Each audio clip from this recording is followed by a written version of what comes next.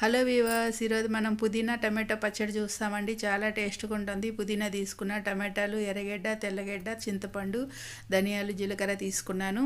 ముందుగా ఇట్లా పెనం పెట్టుకొని నూనె వేసుకున్నాను. కొద్దిగా ఈ పుదీనా వేయించుకొని సైడ్లో పెట్టుకుంటాం పక్కన. ఇప్పుడు బాగా ఇట్లా వేయించుకొని పెట్టుకున్నామండి. ఇప్పుడు ధనియాలు, జీలకర్ర కానీ వేసి వేయించుకున్నాము.